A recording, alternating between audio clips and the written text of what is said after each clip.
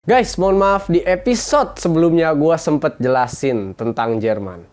Nah, sekarang gue akan jelasin gimana caranya diktator berkumis yang terkenal sejagat raya itu bisa berkuasa di Jerman dengan pemilu. Yuk, kita mulai.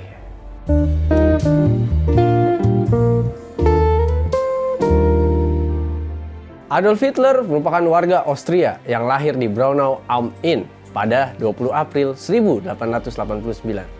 Kedua orang tua Hitler telah tiada pada saat dia berumur 18 tahun dan ia merasa depresi. 2 tahun kemudian Hitler tinggal di Wina dengan harapan akan menjadi seorang seniman. Namun ketika Hitler tinggal di Wina, disinilah paham ekstremis dia mulai ada. Seperti rasisme dan antisemitisme juga lain-lain. Pada tahun 1914, Eropa dilanda Perang Dunia ke-1. Negara tempat tinggal Hitler di Austria-Hungaria hingga Jerman masuk ke dalam kawasan Perang Dunia Pertama. Dikarenakan obsesi Hitler dengan suku Aryan dan bangsa Jerman, Hitler masuk jadi sukarelawan di tentara Jerman dan dikirim ke Prancis untuk melawan musuh Jerman, yaitu Inggris dan Prancis. Pada tahun 1918, Hitler mengalami buta sementara akibat serangan gas mustar yang beracun. Dan saat yang bersamaan, Jerman kalah dalam Perang Dunia ke-1.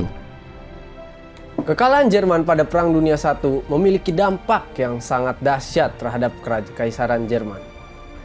Setelah mengalami kebrutalan Perang Dunia I di mana jutaan tentara tewas dan mengalami kekalahan telak, di sini Hitler mulai memanifest gagasan Dos Tos Legende, di mana Jerman kalah karena adanya kaum komunis dan kaum Yahudi yang melengsarkan monarki dan mengakibatkan revolusi Jerman pada tahun 1918 dan memiliki dampak Jerman harus menyerah terhadap sekutu.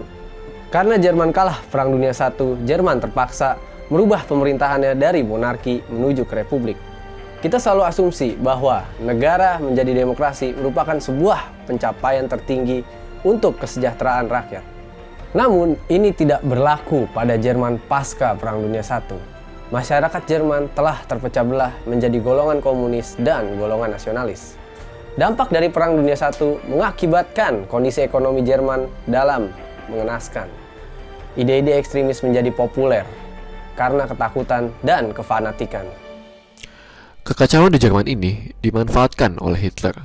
Ketika Hitler ikut partai NSDAP atau partai Nazi dengan ideologi nazisme yaitu rasisme dan anti-Yahudi. Awalnya, partai Nazi kurang populer dan pada tahun 1923 Hitler dan kawannya mencoba untuk mengkudeta di Munich dan akhirnya gagal. Tak lama kemudian, Hitler masuk penjara selama 9 bulan. Selama di penjara, Hitler menulis buku pertamanya yaitu Mein Kampf. Buku ini merupakan rencana keji Hitler untuk Jerman yang melibati perluasan negara Jerman atau Lebensraum dan eksterminasi rakyat Yahudi. Setelah di penjara, Hitler bersikeras melanjutkan mimpinya untuk memimpin Jerman. Nah, saat ini kita berhenti sejenak. Kejadian setelah Hitler keluar dari penjara merupakan momen signifikan dalam sejarah Jerman, yaitu ketika demokrasi dapat mengakibatkan gerakan ekstremis lebih berkuasa.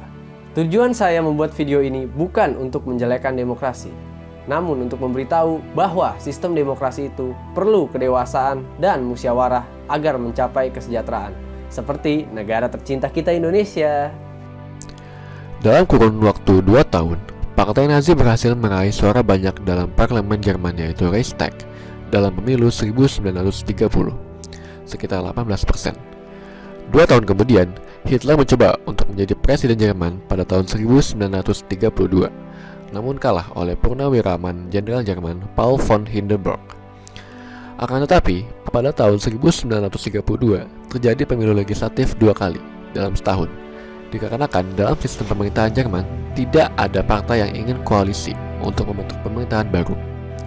Partai Nazi tetap menjadi partai mayoritas dan disusul oleh Partai Komunis KPD dipimpin oleh Ernst Thälmann.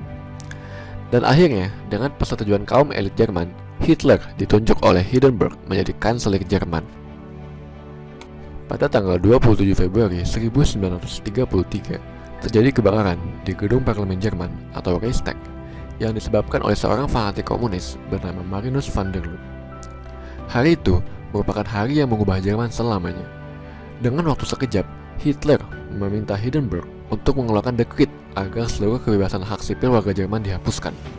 Secara langsung, Hitler langsung membubarkan semua oposisi termasuk komunis, dan secara efektif, Hitler memiliki kekuasaan mutlak. Dan akhirnya, pada Agustus 1934, Paul von Hindenburg meninggal, dan Hitler mengutus dirinya sebagai Führer atau pemimpin Jerman. Dari sini kita bisa berkesimpulan bahwa sejarah mengajarkan kita untuk lebih berhati-hati dalam memilih pemimpin di negara demokrasi. Menurut saya, kita harus memilih pemimpin bukan hanya untuk memenuhi aspirasi rakyat, tetapi juga berwibawa dan memiliki tanggung jawab yang tinggi. Saya Triagi dari Sejarah Now, jangan lupa like, komen, serta subscribe.